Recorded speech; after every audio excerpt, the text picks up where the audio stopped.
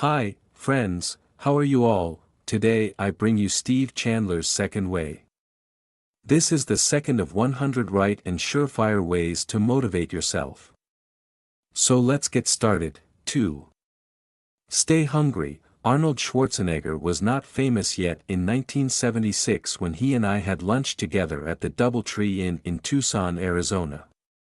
Not one person in the restaurant recognized him. Page_21 Page 22 He was in town publicizing the movie Stay Hungry, a box office disappointment he had just made with Jeff Bridges and Sally Field.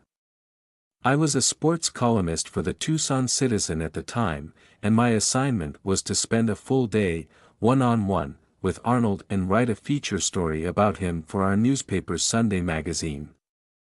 I, too, had no idea who he was, or who he was going to become. I agreed to spend the day with him because I had to. It was an assignment. And although I took to it with an uninspired attitude, it was one I'd never forget. Perhaps the most memorable part of that day with Schwarzenegger occurred when we took an hour for lunch. I had my reporter's notebook out and was asking questions for the story while we ate. At one point I casually asked him, "Now that you have retired from bodybuilding, what are you going to do next?"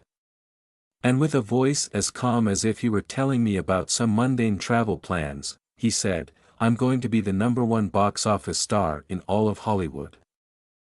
Mind you, this was not the slim, aerobic Arnold we know today. This man was pumped up and huge. And so for my own physical sense of well-being, I tried to appear to find his goal reasonable. I tried not to show my shock and amusement at his plan. After all, his first attempt at movies didn't promise much. And his Austrian accent and awkward monstrous build didn't suggest instant acceptance by movie audiences. I finally managed to match his calm demeanor, and I asked him just how he planned to become Hollywood's top star. "It's the same process I used in bodybuilding," he explained. "What you do is create a vision of who you want to be, and then live into that picture as if it were already true." Page_22 Page 23 It sounded ridiculously simple. Too simple to mean anything. But I wrote it down. And I never forgot it. I'll never forget the moment when some entertainment TV show was saying that box office receipts from his second Terminator movie had made him the most popular box office draw in the world. Was he psychic? Or was there something to his formula? Over the years I've used Arnold's idea of creating a vision as a motivational tool. I've also elaborated on it in my corporate training seminars. I invite people to notice that Arnold said that you create a vision.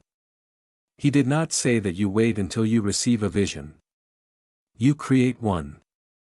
In other words, you make it up. A major part of living a life of self-motivation is having something to wake up for in the morning, something that you are up to in life so that you will stay hungry. The vision can be created right now, better now than later. You can always change it if you want, but don't live a moment longer without one. Watch what being hungry to live that vision does to your ability to motivate yourself. Thanks to all.